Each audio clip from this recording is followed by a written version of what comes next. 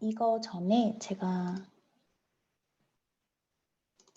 기사를 하나 먼저 간단히 소개하고 오늘 강의를 할게요. 그래서 이 기사는 일단 블룸버그, 제 소개는 미리 해주셨기 때문에 스킵하겠습니다. 네, 블룸버그에서 올해 10월 23일에 이제 게재가 되었던 기사고요. 그래서 제목은 지속 가능 서스테너블 뎁 마켓이 지금 이제 서스테너블하지 않다라는 제목으로 나왔는데, 요즘 많이들 들어보셨겠지만 ESG가 굉장히 금융시장에서 핫한 주제로 지금 떠오르고 있어요. 그래서 Sustainable, ESG, CSR 여러 가지 이제 다른 텀으로 표현이 되는데 ESG 쪽으로 이해를 하시면 되고요.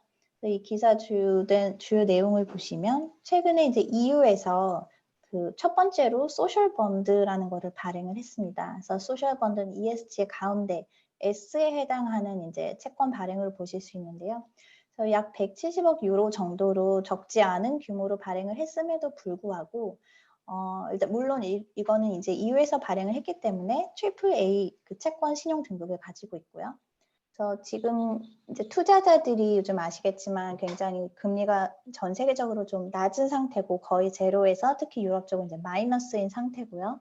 그래서 여러 가지 불안한 가운데서 채권 쪽으로는 지속적으로 이제 디맨드가 많이 몰리고 있고 좀 상대적으로 안정적인 자산이다 보니까 거기다가 이제 AAA 등급을 가진 이제 지금 핫한 토픽 ESG에서도 S에 해당하는 소셜 번드 발행을 되다 보니까 디맨드가 굉장히 많았어요. 그래서 일단 한 서플라이보다도 14배 정도 해당하는 디맨드로 그러니까 그 말은 이제 발행을 할 때 예를 들어 내가 1 정도의 규모로 발행을 했다면 전체 토탈 애그리게이트한 인베스터들의 디맨드가 한 17 정도였다는 거예요. 그래서 17대 1 정도로 이제 물을 받아갔다고 보실 수 있는데요.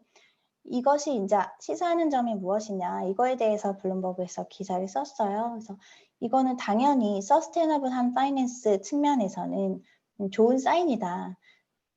특히 이제 AAA 레이티드 소셜 번드에 대한 디맨드가 얼마나 이제 많은지를 확인할 수 있는 기회였고, 또 이런 거를 목격함으로써 다른 이제 채권 발행의 니즈가 있는 주체들이 서스테이너블 뎁이 굉장히 디맨드가 많구나. 디맨드가 많다는 거는 본인들의 발행 금리를 조금 본인들이 유리하게 낮은 금리에 발행을 할 수 있다는 뜻이기 때문에 계속해서 이런 좋은 ESG 관련된 본들을 발행할 수 있는 인센티브를 충분히 줄 수 있다. 그래서 그런 측면에서는 굉장히 좋은 현상이다라고 이제 이야기를 했어요. 근데 반면에 14배나 디맨드가 있었다는 거는 반대로 말하면 서플라이가 너무 적었다는 뜻이잖아요. 그럼 현재 이렇게 서스테이너빌리티가 중요하다, ESG가 중요하다 이야기하고 있는 상황에서 아직까지도 관련된 채권의 발행은 양이 너무 적다라는 걸 반증한다라는 걸 한 가지를 이야기를 했고요.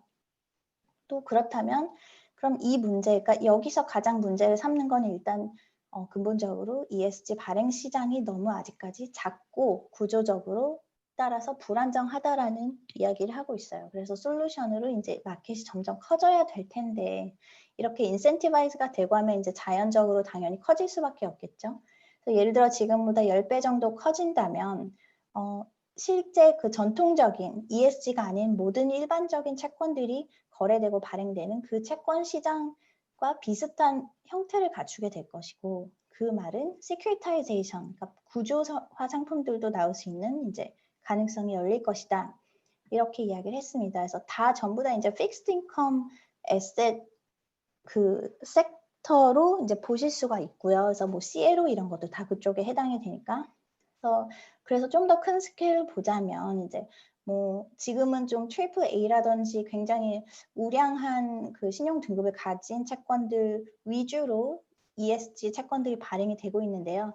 좀 더 다양한 크레딧 레이팅을 가진 채권들이 나올 수가 있겠고, 그 말은 즉 일드도 더 다양한 일드로 나오기 때문에 지금처럼 AAA면 사실 일드는 정말 얼마 안 될 거예요. 특히 EU에서도 제가 확인은 안 해봤는데, 그런데 만약에 예를 들어 WB 플러스, 트리플 B 마이너스 정도까지만 나와도 서스테이너블 뎁 같은 서스테이너블리티의 컨셉을 가진 뎁이지만 일드를 피킹까지 조금 할 수 있는 그런 시장이 열리는 것이고요. 그것은 이제 ESG 인베스팅을 하고 싶지만 일드 또한 굉장히 중요해서 그쪽에서 이제 필터링 아웃이 됐던 그런 포트폴리오를 가진 매니저들한테는 굉장히 좋은 소식이 될 수 있고요. 그리고 뭐 CLO와 같은 이런 구조화 채권들이 나와서 물론 이제 이런 구조화 채권들이 어쩔 수 없이 가지고 있는 뭐 유동성 위험이라든지 여러 가지 리스크가 있겠지만 그렇다고 해서 이제 그것을 피할 수는 없고 구조화로도 가는 이런 추세가 생길 수 있겠다. 이런 약간 픽스 인컴과 ESG에 대해서 좀 언급을 한 기사가 있었습니다. 그래서 이게 현재의 트렌드, 그리고 아직은 좀 구조화까지 이야기하기에는 ESG는 조금 이른감이 있지만 앞으로 금방 갈 것 같은 그런 방향이라고 좀 저는 이해를 하고 있고요. 그래서 기사를 보여드렸고요. 그래서 그러면 ESG가 그 채권 시장이랑 어떻게 이게 연관이 되어지고 어떻게 지금 어느 정도로 발전을 해놨는지에 대해서 좀 말씀을 드릴게요.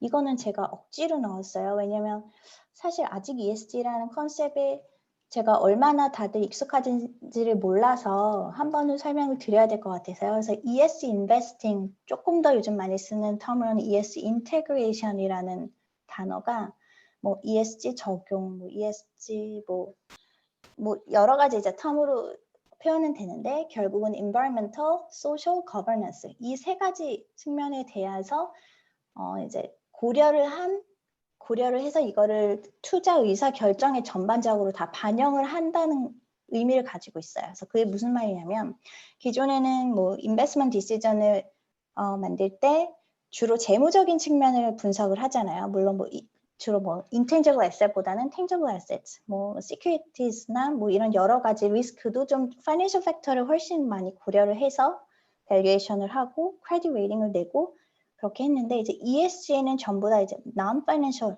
비재무적인 요소들이 굉장히 다양하지만 체계적으로 들어가 있어요. 그래서 이 현재 추세적으로도 각 기업마다 intangible asset의 비중이 거의 85%까지도 올라가 있다라는 그런 보고가 있었어요. 그만큼 이제 예전에는 재무적인 그런 방식을 통해서 그 리스크를 측정하고 투자의 가치를 측정했어도 어느 정도 이게 맞았을지 모르겠지만 이제는 비재무적인 특정을 고려하지 않고는 제대로 된 분석을 할 수 없다는 걸 의미하거든요.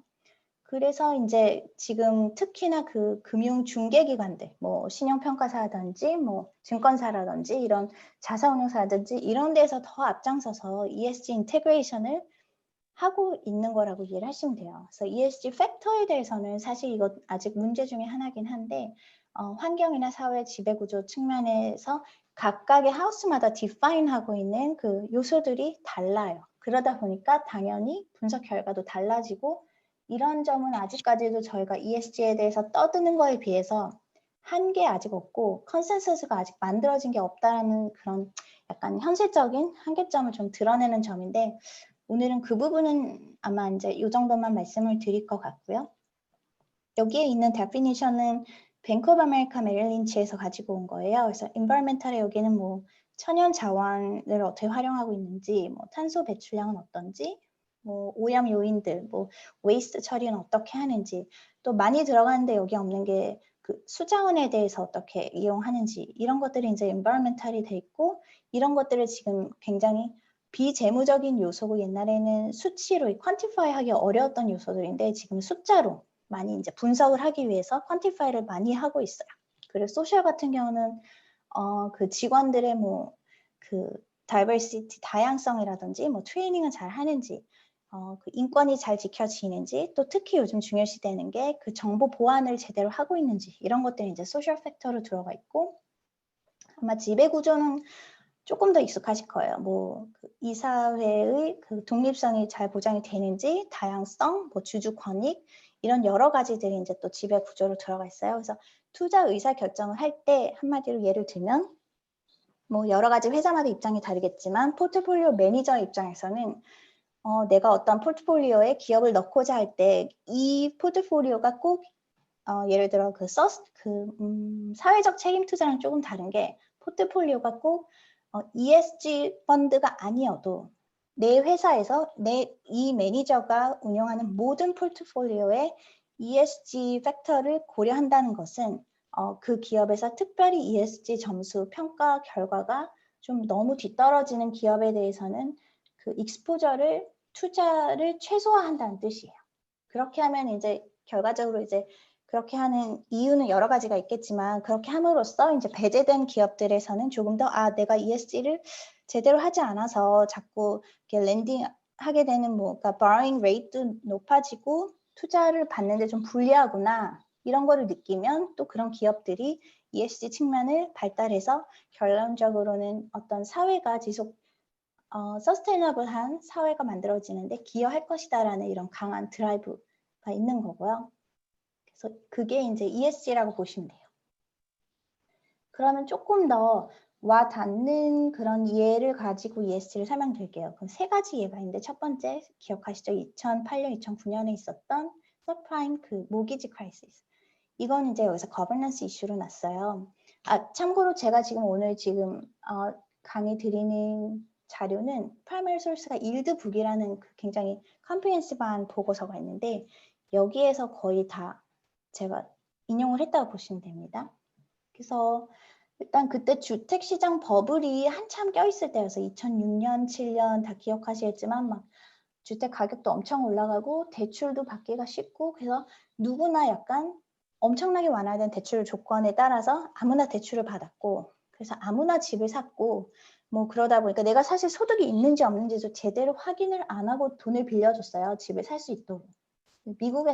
미국의 경우로 말씀드리는 거고요.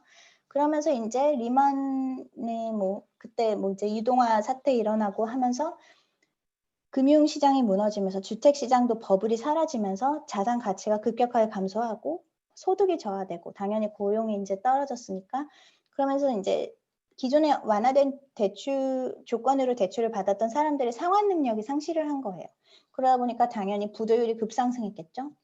그래서 이런 굉장히 악순환에 따라서 그 서프라임 몰기지 그 주택시장의 버블이 무너진 상황이 있는데 이게 결국은 그 대출 조건이라는 것도 어떤 거버넌스에 들어가는 팩터인데 이론적으로는 이 이후에 은행 등의 어떤 정부에서 금융기관에 대한 규제를 굉장히 강화시켜서 대출이 나가는데 조건을 굉장히 까다롭게 만들어 놓는다라고 계속 했고 실제로 그런 작업들이 이루어지긴 했어요.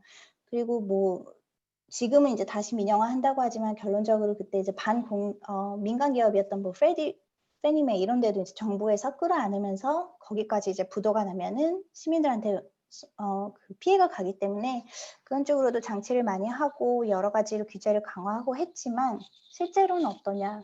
아직까지도 사실은 대출의 상환 능력이나 어떤 그런 대출이라는 건 굉장히 어려운 게 특히 미국은 이제 모기지라는 제도가 있잖아요. 개인마다 그 상환할 수 있는 능력을 분석을 해서 그거에 맞춰서 대출이 나가야 되는데 기업처럼 어떤 공개적인 정보를 가지고 있는 것도 아니고 그래서 이게 굉장히 그 상황 능력과 조건 충족이 필요한 모든 요소들을 분석할 수 있는 완벽한 툴을 찾기가 어려워요. 그건 아직까지 부재한 상황이고요.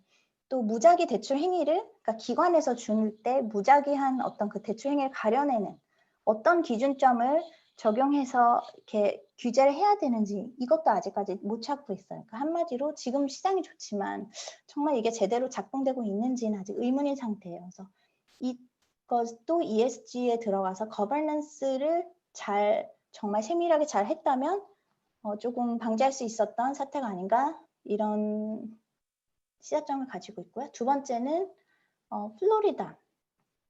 플로리다가 굉장히 자연재해가 많죠. 그래서 맨날 특히 홍수라든지 허리케인이라든지 여러 가지 소식들은 플로리다가 되게 많아요.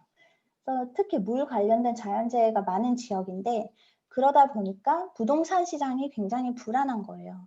그래서 자연재해라는 건 너무나도 철저하게 비재무적인 요소인데 이것 때문에 재무적인 측면에서 간접적으로 직접적으로 엄청난 피해를 보고 있어요. 매년. 그래서 예를 들어 자연재해가 있을 때마다 부동산 자산 가치가 감소하고 또 그러다 보니까 장기적으로 플로리다는 집값이 정말 싸요. 정말 싸고 왜냐면 이게 언제 내 집이 어떻게 망가질지 모르기 때문에 사람들이 불안해서 들어오기를 좀 꺼려 하거든요. 그럼 자연히 또 재해에 대한 보험료도 증가하고 그러다 보니까 개인들한테는 어떤 소비적인 측면에도 부정적인 영향이 있고 그 외 기업들도 플로리다에서 사업을 하는 걸 꺼리겠죠. 왜냐하면 사업을 계속 지속적으로 영위하는데 좀 불안함이 있고 주택 시장도 불안하고 그러다 보니까 정부 지출도 좀 불규칙하게 돼서 여러 가지로 이런 비재무적인 요소로 인해서 재무적인 문제가 심각하게 발생을 하는 예예요.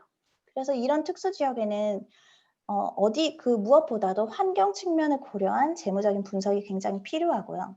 한마디로 비재무적인 요소가 재무적인 측면에 미치는 영향을 위험 관리나 투자 등의 측면에서 이제 재무적으로 설명할 수 있는 그런 툴이 굉장히 시급한 예가 될 수 있겠습니다. 마지막 사례는 지금 저희가 아직도 겪고 있는 코비드-19 사태예요. 이거는 사실 설명드릴 필요는 없는 것 같아요. 이것도 굉장히 큰 비재무적인 이벤트인데 재무적인 피해는 말로 할 수도 없죠. 아까 첫 번째 보여드렸던 2009년 금융위기는 이미 뛰어넘는 수준이고요. 재무적 피해가. 그래서 여러 가지 모기지 컨텍스트도 마찬가지고 여러 가지로 지금 굉장히 어떨 때는 금융시장이 되게 좋아 보이지만 이게 모두 버블이다라고 얘기를 하면서도 그러니까 이 비재무적인 위험을 지금 해결되진 않은 상태에서 가지고 가면서 굉장히 불안한 시장이에요, 지금. 그리고 이게 사실 또 어디서 코로나가 갑자기 올라와서 갑자기 백신이 개발이 또 중단됐다 나오면은 또 갑자기 확 꼬꾸라지고 그러니까 어떻게 보면 이성적으로 지금 분석하고 투자를 하기 어려운 시장이 형성되고 있죠. 이 또한 이제 ESG에 해당하는 비재무적인 요소에 의해서 재무적인 측면이 얼마나 크게 이제 리스크 매니지먼트도 어려워지고 투자 의사결정도 어려워질 수 있는지 보여주는 예예요. 그래서 이 세 가지 예는 일단은 그래서 우리가 ESG에 대한 비재무적인 측면에 대한 분석이 그 어느 때보다도 시급하고 그거를 할 수 있는 방안으로 이제 ESG 인테그레이션이라는 텀으로 많은 금융 중개기관들이 앞장서서 지금 이런 것을 하고 있다라고 보시면 돼요. 거기까지가 이제 일반적인 ESG 인테그레이션의 지금 현재 상황에 대한 말씀을 드린 거고요. 그러면 자산별로 ESG 인테그레이션을 할 수 있는 방법이 굉장히 다를 수밖에 없어요. 왜냐하면 에퀴티 주식 시장에서 ESG가 사실 훨씬 먼저 발달이 됐어요. 지역적으로 보면 유럽이 훨씬 먼저 했고 미국도 지금 막 헤매고 있고 아시아는 아직도 훨씬 뒤에 있고 자산군별로 보면 주식이 먼저 했는데 주식이 먼저 한 이유는 훨씬 구조적으로 심플해요. 왜냐면 아시겠지만 채권을 한 기업, 애플에서 발행을 할 때도 발행을 할 때마다 당시 그 국고채 금리, 벤치마크 금리가 어떠냐, 당시 투자 환경이 어떠냐, 그리고 또 한 기업도 신용 등급이 계속 변하잖아요. 내가 그때 발행 당시에 등급이 어쩌나 등등등 또 내가 시니어로 발행을 하냐, 선순위냐 후순위냐, 담보를 가지고 하느냐, 아니면 무슨 옵션을 가지고 발행을 하느냐에 따라서 발행 금리가 다 달라져요. 근데 반면에 주식은 예를 들어 물론 듀얼 보팅, 그 보팅 라이트에 따라서 듀얼 리스팅을 한 회사들도 있지만 굉장히 예외적이고 대부분의 회사들은 한 회사면 이슈를 언제 하던 어떤 상황에서 하던 이미 거래되고 있는 그 가격으로 같이 거래가 돼요. 그러니까 훨씬 좀 이런 측면 여러 가지 측면으로 심플하다고 볼 수가 있고 주식 밸류에이션 분석하는 데에서 ESG를 먼저 훨씬 빨리 도입을 할 수가 있었어요. 근데 이런 구조적인 측면 때문에 채권 같은 경우에는 내 발행금리 혹은 투자 수익률이 ESG랑 어떤 연관성을 찾기가 굉장히 좀 복잡해요.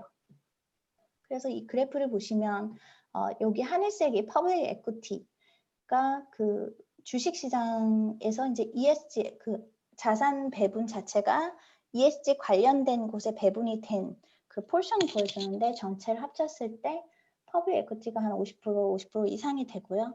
그 외 픽스드 인컴도 그래도 이제 많이 따라잡아서 36에서 한 40% 정도 보이고 있고요. 그 다음에 이제 주식, 리얼 에스테이트는 더 복잡하겠죠. 정말 건물마다 그 한 가지 에셋마다 또 다른 조건들이 있기 때문에 여기는 더 어려운 부분이고 그다음에 사모펀드나 벤처 캐피털 그다음에 그 외의 거 이렇게 이제 돼 있어요. 그래서 픽스드 인컴에 이제 아까 말씀드린 여러 가지 다양한 종류의 채권들이 들어가 있겠죠. 그러면은 방금 살짝 언급되었지만 왜 픽스드 인컴에 특히 더 어려운지 정리를 여기서 보고서에서 잘 해놨어요. 그래서 여기선 또 좋은 게 그 코퍼레이트 본드만 본 게 아니라 회사채 외에도 국가에서 발행한 채권, 뭐 담보를 가지고 있는 ABS, 뭐 MBS 이런 쪽을 전부 다 이제 포함을 해서 픽스드 인컴 쪽으로 이제 묶어가지고 ESG에 대해서 조금 설명을 해놨어요.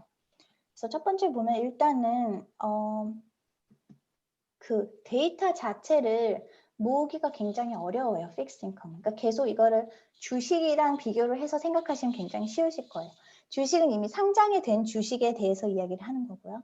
퍼블릭 리스팅이 돼 있다면 그 레귤레이션 규제가 굉장히 엄격해요. 공개해야 되는 정보의 양도 훨씬 많고 언제 공개를 해야 되는지 빈도수나 뭐 이런 여러 가지 채널도 많고 저희가 정보를 구하기가 훨씬 쉬운데 반해서 채권은 굉장히 좀 사적으로 발행되는 경우가 많아요. 그래서 크레딧 레이팅이 있어도 그 레이팅을 형성하는 그 분석 요인들은 사실 레이팅 에이전시가 거기서 이제 레이팅을 받고 싶은 기업에서 모든 정보를 제공하기 때문에 갖고 있는 거지 일반적인 투자자 혹은 뭐 그냥 기업에서 운용사에서 뭐 PM이라고 해도 그 raw 데이터를 얻기는 정말 쉽지 않아요. 그래서 그리고 또 채권은 좀 그 OTC over the counter 거래 자체도 이제 뭐 산발적으로 조금 비공개적으로 많이 이루어지기 때문에 포맷도 굉장히 좀 주식에 비해서는 비정형화돼 있고 또 어떤 뭐 백그라운드 배경으로 투자가 이루어지는지 이런 것도 굉장히 영향을 많이 미치는데 이런 것도 굉장히 알려지지 않았죠. 그래서 데이터를 모으기가 어렵다. 두 번째는 픽스드 인컴 안에도 너무나 수많은 프로덕트 종류가 있기 때문에 그거를 한 가지 어떤 스탠다드를 가지고 ESG를 적용하는 게 거의 불가능하죠. 아까 말씀드린 것처럼 회사채랑 뭐 서버린 번드, 에이전시 번드, 스프라 다 너무 달라요. 주체하는 그 발행하는 주체의 성격도 다르고 거기에 투자하는 투자자도 다르고 그러니까 주식이랑은 조금 다른 것 같아요. 그런 게 있고 또 세 번째는 네, 여기는 ABS나 MBS 뭐 이런 다른 조금 더 복잡성을 가진 뭐 구조화증권 이런 쪽은 특히 더 특수한 요소들이 많이 고려돼야 되기 때문에 ESG를 도대체 어떤 단계에서 적용을 해서 분석을 할 것이냐 이런 게 정말 쉽지 않은 결정해야 되는 부분들이 있고요. 또 주식은 만기라는 게 있잖아요. 아니 주식이 아니라 채권. 주식은 만기가 없죠. 내가 팔 때가 만기인데 채권은 만기가 있어. 난 계속 들고 싶어도 만기가 되면 상환이 될 거고 만기 전에도 거래가 충분히 당연히 가능하고요. 그래서 이런 부분이 또 분석하는데 복잡성을 더해주는 게 있고요. 마지막으로 이런 콜 옵션, 풋 옵션 등등이 이제 옵션이 부여됐을 때는 더 어렵죠. 뭐 그런 또 커버넌트라든지 그 채권 발행할 때마다 특수하게 계약서에 들어가는 문구들이 있을 수 있잖아요. 그런 거는 이제 또 다 같은 채권 같이 보이지만 사실 커버넌트를 들여다보면 굉장히 다른 성격을 가진 채권들이 많거든요. 이런 복잡성이 한마디로 ESG 인테그레이션을 굉장히 어렵게 만들고 그래서 아직까지 더 상대적으로 더 많이 헤매고 있다라고 보시면 돼요. 그냥 간단하게 주식보다는 채권이 ESG를 도입하기가 훨씬 어렵다. 이렇게 보시면 되겠습니다. 그래서 현재는 그런 여러 가지 등을 감안해도 어쨌든 그 서스테이너블한 마켓이 커지고 있는 게 사실이에요. 그러다 보니까 여기서 말하는 SI는 이 보고서에서는 ESG 번드라고 안 하고 Sustainable Investing이라고 했어요. 그래서 그런 SI로 이제 본인들이 자의적으로 줄여서 이야기를 했는데 채권 시장에서는 그래서 ESG 인테그레이션을 투자 의사 결정이나 분석에 녹여내는 건 아직은 어렵지만 그래서 하고는 있지만 아직 헤매고 있지만 그 와중에 ESG 중에서 어떤 특별한 몇 가지 측면을 강조해서 가이드라인을 만들어서 이렇게 발행을 하는 행위는 조금 아까 그 소셜 번드처럼 이루어지고 있어요. 그래서 예를 들어 보시면 여기서는 4가지 카테고리를 정리했어요. 그린 번드, 소셜 번드, 서스테이너블 번드, 블루 번드. 그래서 그린 번드는 다 아시겠지만 환경적인 측면.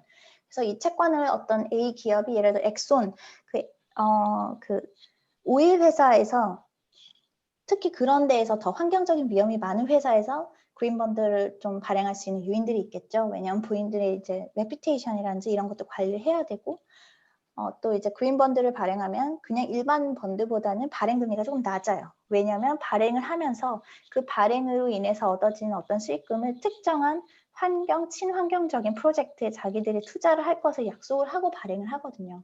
그래서 크레딧 레이팅 에이전시나 이런 거를 평가하는 기관들이 정말 이거를 정말 지킨다고 했을 때는 어느 정도까지 베네핏을 줄 수 있는지 결정을 해주고, 그러니까 신용 등급을 부여하는 것처럼 그런 걸 결정해주고, 중간에도 정말 잘 하고 있는지, 혹시 약속대로 안 하고 있다면 레이팅을 이제 바꾸겠죠. 뭐 그런 식으로 이제 페널티도 주고, 잘 하고 있다면 뭐 계속 유지를 해서 만기까지 조금 더 낮은 발행 금리로 계속해서 이제 투자자들에게 그 대출을 받을 수 있는 것, 네, 그렇게 자금을 빌릴 수 있도록 기업을 좀 도와줄 수 있고요. 소셜 번드도 마찬가지예요. 근데 단지 이거는 이제 환경적인 측면을 고려한 것보다는 사회적인 측면을 고려한 그런 프로젝트에 투자를 한다든지 그런 것을 약속하는 거고요. 서스테이너블 번드는 조금 더 브로드한 텀으로 이제 ESG의 다양한 면을 강조를 한 거고요.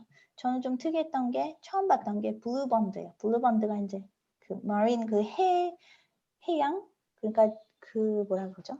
수산, 해양 이쪽에 관련된 이코노믹, 뭐 클라이밋 결국 이것도 이제 환경적인 측면인데 오버럴한 환경보다는 이제 바다나 물이나 뭐 이런 쪽에 더 관련된 쪽의 측면을 강조해서 발행하는 걸 블루 번드라고 하더라고요. 그건 저도 처음 배웠어요. 본 적이 없어요. 그냥 해서 채권에서는 아직 전반적인 ESG 인테그레이션은 조금 어렵지만 이런 ESG 타겟을 정해서 발행을 조금씩 하고 있구나 이렇게 이해하시면 될 것 같아요. 그래서 지금 말씀드린 그런 일반적으로 발행되는 채권의 뭐 ESG 측면 조금 강조한 거 외에도 사실 구조화 상품들에 대해서 ESG를 조금 보시면 일단은 아까 말씀드린 지금 시간이 별로 없는데 그러니까 결국은 가장 지금 이슈가 되는 거는 그 복잡성과 공개된 정보의 양과 질의 차이가 구조화된 상품의 ESG 밸류에이션을 하는 걸 굉장히 특히 더 어렵게 만든다. 같은 픽스 인컴에서도 그런 거를 이야기를 하고 있고요.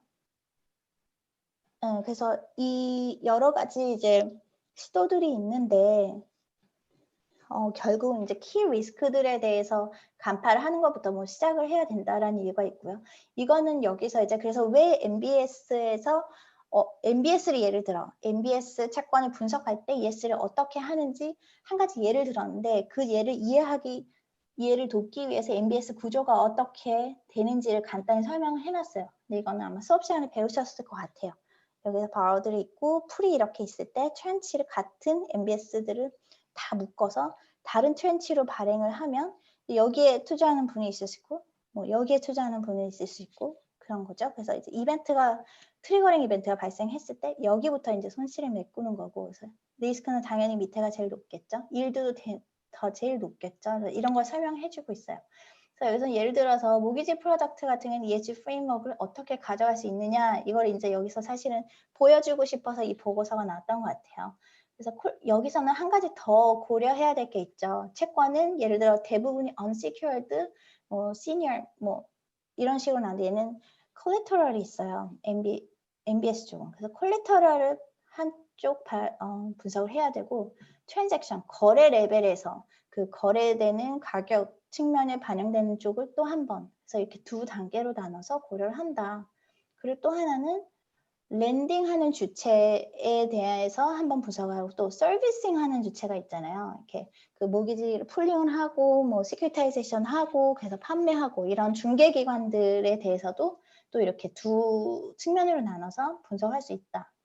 이런 이야기를 하고 있고요. 마지막으로 여기서 살짝 언급하고 있어요. 그래서 빅데이터를 사용해서 지금 아까 말씀드린 뭐 정보를 구하기가 너무 어렵고 또 이렇게 복잡한 측면, 구조적인 측면 등등이 픽스인컴에서 ESG를 어렵게 하는데 솔루션의 하나로 그 기존의 보고서를 통해서 혹은 기업들이 발간하는 좋은 얘기만 잔뜩 담은 그 서스테너블 지속 가능 경영 보고서에서 정보를 얻는 것 플러스 그걸 배제하자는 건 아니고요.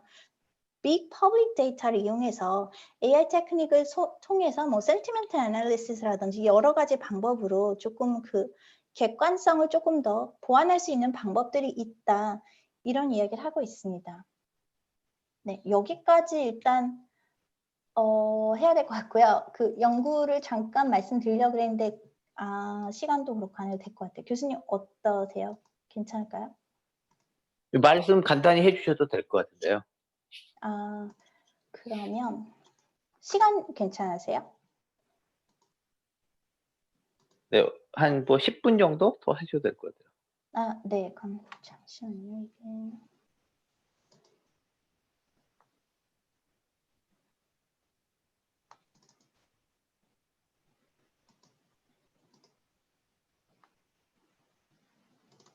네.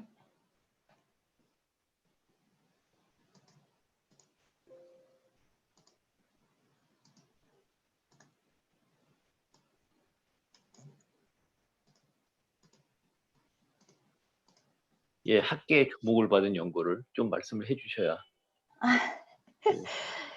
네. 일단 지금 진행 중인 박사 논문 중에 하나고요. 그래서 이렇게 ESG 인테그레이션, 그러니까 저의 개인적인 백그라운드 자체가 픽스 인컴에 있고 또 ESG 인테그레이션을 뭐 마무리까지는 사실 아직 마무리가 안 된 상황이지만 인테그레이션에도 개입을 한 백그라운드들을 이제 시너지를 이용해서 어떻게 보면 쓰고 있는 논문인데요. 지금 ESG 인테그레이션 해야 된다 이런 얘기는 굉장히 많아요. 뭐 왜 좋은지, 뭐 이걸 왜 해야 되는지, 왜 안 하면 안 되는지 연구는 뭐 화이트페이퍼도 쏟아지고 있지만, 그런데 그래서 아니 이렇게 자산별로 문제도 많고 그 ESG 인테그레이션 자체도 굉장히 문제가 많고, 그런데 어떻게 해야 된다는 말인가, 이거에 대한 답이 없는 상황이에요 지금. 그래서 저희 연구에서는 이거에 대한 솔루션으로 테크놀로지컬 이노베이션을 적극 도입하는 방안, 그거에 대해서 좀 객관적으로 이제 다양한 측면에서 이제 좀 풀어내고 있고요. 그 이전에 이제 어떤 챌린지가 있고 그런 챌린지들을 해결할 수 있는 방법이 뭔지 먼저 설명을 하고, 그 다음에 이제 기술적인 발전을 이용하면 어떤 챌린지와 어떤 솔루션에 이게 적용이 될 수 있는지, 이런 거를 좀 이야기를 하고 있습니다. 그래서 네, 이건 방금 말씀드린 거예요. 그래서 일단 왜 해야 되는지 이유는 이제 충분해요. 그 왜 해야 되는지에 대한 이유는 모두 다 알고 있는데, 어떻게 해야 되는지를 알려면 그러면 실제로 ESG를 좀 선제적으로 하고 있는, 적극적으로 하고 있는 기업들의 사례를 모으는 게 가장 효과적이고 빠른 방법이라고 생각을 해서 연구에서는 그 방법을 택했고요. 간단히 이제 인터뷰를 어떤 식으로 진행했다는 거를 보여주고요. 사실 이 슬라이드만 설명을 드려도 될 것 같아요. 그래서 지금 특히 코비드-19 팬데믹 상황으로 ESG 인테그레이션의 필요성은 전례 없이 훨씬 더 많이 이제 커진 상황이에요. 그러면 ESG 인테그레이션을 했을 때 어떤 장점, 어떤 결과들이 나타날 수 있나를 뭐 두 가지로만 나눠 보면, 이제 금융 중개기관 같은 경우 특히 채권에서는 그 신용 등급이 하나만, 채권 투자할 때 하나만 본다면 신용 등급을 봐야 되거든요. 그럼 신용 등급, 신용 분석을 하는 데 있어서 ESG 인테그레이션을 적용하는 방법, 그리고 채권을 이슈하는 이슈어의 입장에서 ESG 인테그레이션을 적용하는 방법, 이렇게 두 개로 나누어 볼 수 있고요.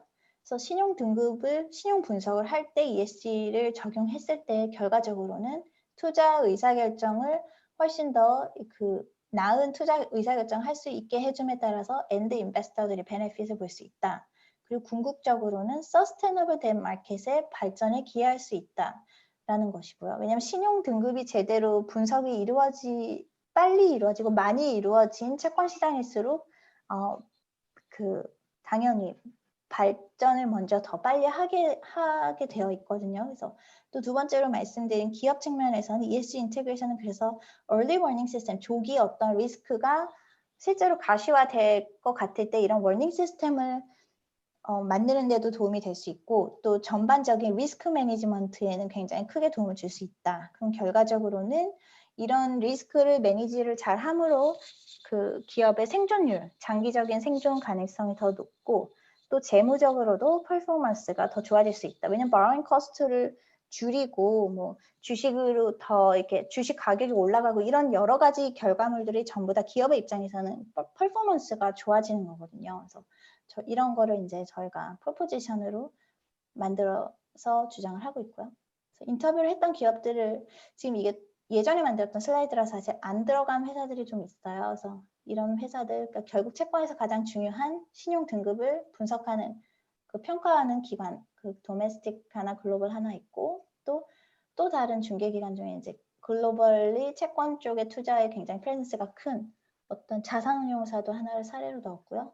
마지막으로는 휴스굿이라고 AI의 베이스를 두고 ESG를 평가하는 회사고요.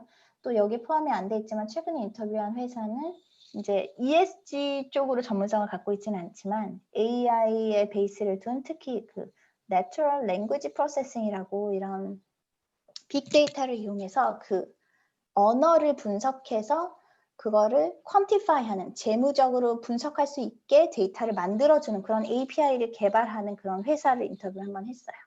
그래서 그런 쪽에서 이제 저희가 이렇게 다 얘기를 들어보니까 이런 문제점들이 지금 있구나. 그래서 이런 문제점들은 이런 해결책들을 가질 수 있겠다라는 걸 제안을 하고 그 다음에 이제 COVID-19이 왜 ESG에 더 이런 당위성을 부여했는지 설명을 하고 그러면 테크놀로지컬 이노베이션이 어떤 부분에서 들어와서 해결점을 제시할 수 있는지에 대해서 이제 설명을 하고 있습니다. 그래서 이게 그런 내용이고요. 네, 간단히 보면 신용 그 S&P나 뭐 키스레이팅처럼 이런 신용 평가 기관 같은 경우에는 일단은 기존에 그 분석했던 방식의 기존의 크레딧 이밸루에이션 안에 가장 많이 빠져 있는 게 E랑 S 측면이에요. 그래서 거버넌스는 사실 많은 부분 반영이 되어 있었어요. 사실 보드의 뭐 독립성이라든지 뭐 쉐어홀더 라이트라든지 매니지먼트 컴pen세이션이라든지 이런 건 많이 들어보신 컨셉이잖아요. 그래서 그런 거는 제모하는 방법들이 많이 들어가 있는데 E랑 S 측면은 특히 강화를 시켜서 결론적으로는 보다 정확한 그 디폴트 probability랑 결국은 recovery rate 이 두 가지를 결정을 하는 거잖아요. 신용 등급은. 그럼 이 두 가지에 더욱더 정확하게 반영을 해서 더욱더 정확한 평가 결과 등급을 나타냄으로써 그거를 참고해서 투자하는 채권 투자자들이 더 리스크 매니지먼트도 잘 되고 투자 의사결정을 더 정확하게 할 수 있다. 이런 이야기를 하는 거고요. 그리고 분석가나 리스크 매니저들 입장에서도 예를 들어 내가 분석하는 기업에 어떤 이런 리스크가 발생했을 때 재무적으로 어떤 데미지를 받을 것이냐를 분석할 때 여기서 뭐 에이전시 베이스 모델링 해서 뭐 디지털 트윈이라고도 불리죠. 실제적으로는. 그래서 그런 거를 만들어서 시뮬레이션을 돌려볼 수 있어요. 이것 또한 테크놀로지컬 이노베이션을 적용을 잘 해서 이제 이런 비재무적인 요소들을 어떻게 분석을 해서 재무적인 그 인베스트먼트 디시전에 활용할 수 있는지를 보여주는 얘기고요. 그리고 콜포의 기업 측면에서는 이게 어떤 그 장기적인 퍼포먼스랑 서바이벌 프로바빌리티를 높일 수 있는 non-market strategy로 쓰여질 수 있다. 그리고 이 non-market strategy라는 게 결국 이제 비재무적인 어떤 요소들 그런 전략을 통틀어서 말하는 건데 ESG 인테그레이션이라는 것을 통해서 굉장히 많은 다양한 측면들을 하지만 모호하지 않고 체계적으로 체계화해서 위험 관리하는데 쓸 수 있겠다. 뭐 이런 예들을 들고 있습니다. 지금은 페이퍼 방향이랑 이런 게 조금 내용도 많이 더 추가가 되고 조금 달라질 것 같은데요. 근본적으로는 이런 이야기를 하고 있습니다. 네, 여기까지입니다. 예, 감사합니다. ESG라는 키워드를 중심으로 그러면서 이제 채권 시장의 전반적인 상황에 대해서 복습을 할 수 있는 그런 좋은 기회였던 것 같습니다. 그러면서 역시나 금융에서 제일 최근에 큰 이슈는 ESG 이런 비정형위험 이런 거니까요. 매우 중요한 토픽인 것 같아요. 그래서 많은 사람들이 관심을 가지는 것 같습니다. 네. 혹시 이에 대해서 혹시 꼭 ESG와 채권뿐만이 아니라 그렇죠. ESG나 채권 오늘 발표 내용 이외에도 채권 시장 전반 특히 해외 채권 전문가이시니까요. 해외 채권 투자 그 다음에 뭐 금융산업에 대한 기타 질문 혹시 질문 있으신 분들은 질문 부탁드립니다.